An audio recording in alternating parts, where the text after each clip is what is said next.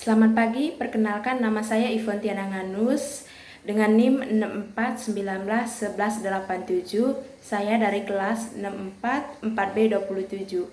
Saya mahasiswi BSI BSD. Di sini saya akan menjelaskan materi tentang konsep permintaan, penawaran, dan keseimbangan pasar. Oke, langsung saja. Yang pertama adalah teori permintaan dan kurva permintaan. Teori permintaan menerangkan tentang ciri hubungan antar jumlah permintaan dan harga. Beberapa penentu permintaan yaitu yang pertama harga barang itu sendiri, yang kedua harga barang lain yang berkaitan erat dengan barang tersebut, yang ketiga pendapatan rumah tangga dan pendapatan rata-rata masyarakat, yang keempat jumlah penduduk, yang kelima ramalan mengenai keadaan di masa yang akan datang. Harga dan permintaan. Dalam hukum permintaan dijelaskan sifat hubungan antara permintaan suatu barang dengan tingkat harganya.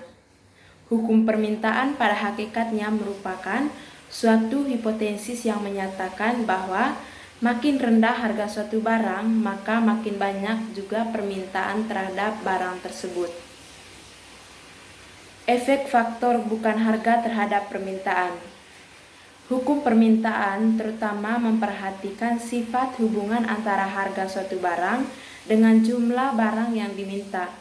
Sedangkan dalam kenyataan sebenarnya, seperti sudah dinyatakan sebelum ini, banyaknya permintaan terhadap suatu barang juga ditentukan oleh faktor lain. Oleh karena itu, untuk melengkapi analisis mengenai teori permintaan adalah perlu untuk menganalisis bagaimana faktor penting lainnya dapat mempengaruhi permintaan. Harga barang-barang lain.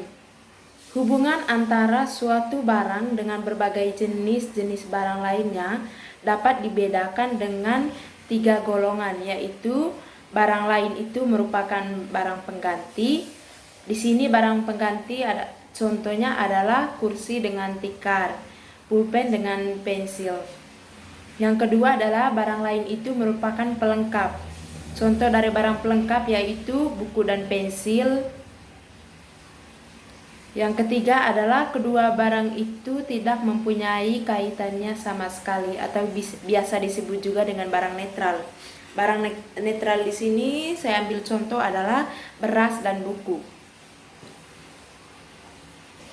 Selanjutnya pendapat para pembeli.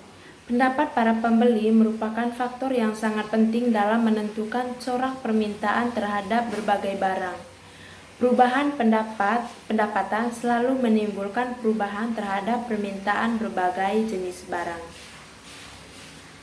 Berdasarkan kepada sifat perubahan permintaan yang berlaku, apabila pendapatan berubah, berbagai barang dapat dibedakan menjadi 4 golongan, yaitu yang pertama adalah barang inferior. Contoh dari barang inferior adalah kopi, transportasi, dan sebagainya. Yang kedua adalah barang esensial. Barang esensial adalah barang yang sangat penting dalam kehidupan sehari-hari. Contoh dari barang esensial adalah sandang, pangan, dan papan. Yang ketiga adalah barang normal. Contoh dari barang normal adalah produk normal. Yang keempat adalah barang mewah. Contoh dari barang mewah adalah perhiasan, mobil mewah, cincin, kalung. Selanjutnya adalah teori penawaran dan kurva penawaran.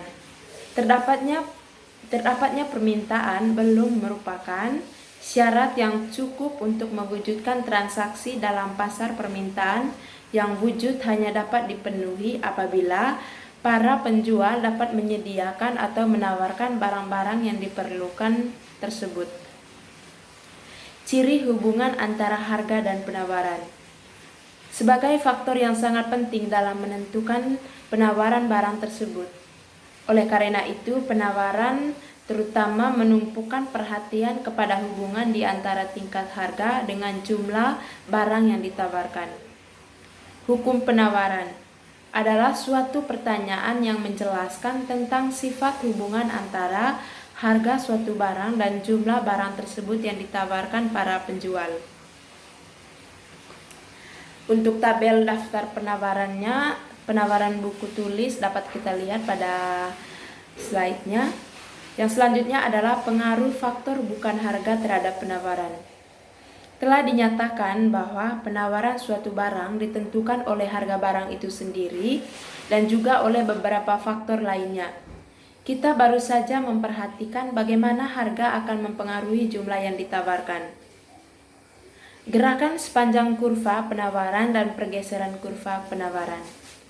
Seperti halnya dengan dalam analisis mengenai permintaan, dalam analisis mengenai penawaran perlu dibedakan antara pengertian gerakan sepanjang kurva penawaran dan pergeseran kurva penawaran.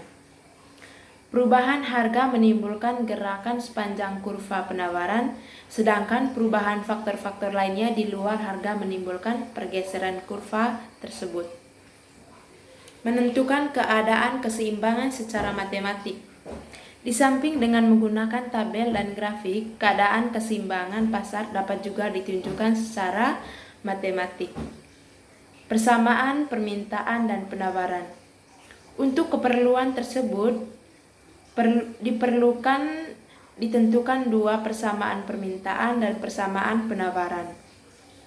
Bentuk umum kedua persamaan itu adalah yang pertama persamaan permintaan. QD sama dengan C kurang DP. Persamaan kedua adalah persamaan penawaran. QS sama dengan M tambah NP, di mana C adalah suatu angka tetap, nilainya menunjukkan jumlah barang yang diminta apabila tingkat harga adalah 0. Nilai ini selalu positif. D adalah kecondongan kurva permintaan, nilainya negatif karena kurva permintaan menurun dari kiri ke kanan. M adalah suatu angka tetap, nilainya menunjukkan jumlah barang yang ditawarkan apabila tingkat harga adalah 0. Biasanya nilai M adalah negatif.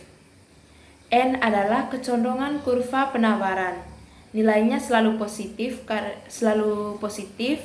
karena kurva penawaran naik dari kiri ke kanan. QD adalah kuantitas yang diminta, QS adalah kuantitas yang ditawarkan, dan P adalah tingkat harga.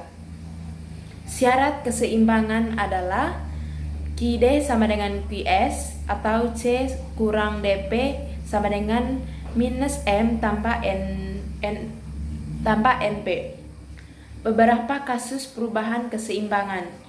Perubahan faktor-faktor lain di luar harga yang mempengaruhi permintaan atau penawaran yang menyebabkan perubahan keseimbangan. Terdapat kemungkinan perubahan pergeseran kurva permintaan dan penawaran, yaitu 1. Permintaan bertambah atau kurva permintaan bergeser ke kanan. Yang kedua, permintaan berkurang, kurva permintaan bergeser ke kiri.